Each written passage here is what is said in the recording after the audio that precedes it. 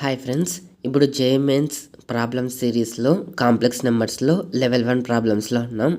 ఇక్కడ క్వశ్చన్ ఏమంటే vector z equals to 3 - 4i is rotated at 180 degrees angle in anti clock wise direction and it's length is increased to 2.5 times in the new position అని 4 options ఇచ్చారు.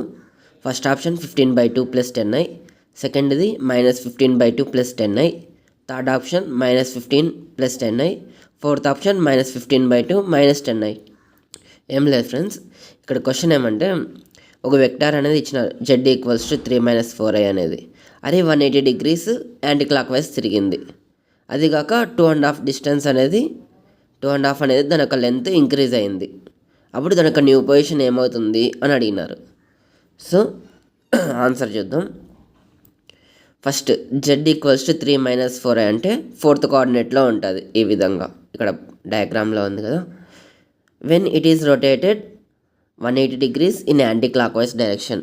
మామూలుగా clock wise అంటే clock తిరిగే డైరెక్షన్ని clock wise direction అంటాం. Anti clock wise direction అంటే దానికి ఆపోజిట్గా తిరిగేదాన్ని anti clock wise అంటాం.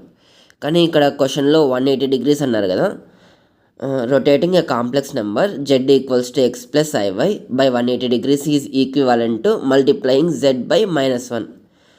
మనం కాంప్లెక్స్ నెంబర్స్ టాపిక్స్లో 180 degrees రొటేట్ చేస్తే ఒక కాంప్లెక్స్ నెంబర్స్ని, అప్పుడు ఒక న్యూ పొజిషన్ ఏమవుతుంది, దానికి న్యూ పొజిషన్ దానికి -1తో మల్టిప్లై చేస్తే ఏమవుతుందో అదే అవుతుంది.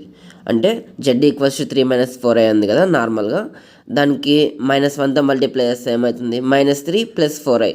అది దాని యొక్క న్యూ పొజిషన్ ఎప్పుడు 180 degrees రొటేట్ చేసినప్పుడు, క్లాక్ వైజ్ కానివ్వండి యాంటీ క్లాక్ వైజ్ కానివ్వండి.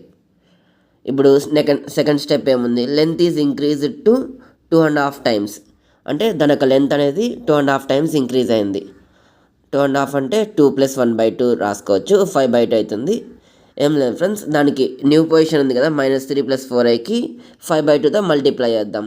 దానికి 5/2 times అన్నారు కదా, 5/2తో మల్టిప్లై చేస్తే మనకి ఏమొస్తుంది, న్యూ పొజిషన్ -15/2 + 10i వస్తుంది. ఇది ఆప్షన్స్లో ఎక్కడ ఉంది, సెకండ్ ఆప్షన్ ఉంది. Therefore option 2 is correct. సింపుల్గా ఇప్పుడు కన్క్లూజన్ చూస్తే మనం ఇక్కడ 2 steps అనేది మెయిన్ గుర్తుపెట్టుకోవాలి.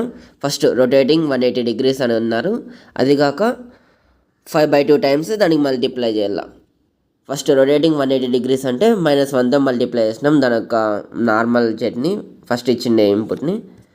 అప్పుడు z1 ఈక్వల్స్ టు -3 + 4i వచ్చింది. అది కాక 5/2తో దాన్ని మల్టిప్లై చేస్తే z1 × 5/2 equals to -3 + 4i × 5/2, z2 equals to -15/2 + 10i. Okay, thanks for watching friends. Please support me by like, share and subscribe our channel.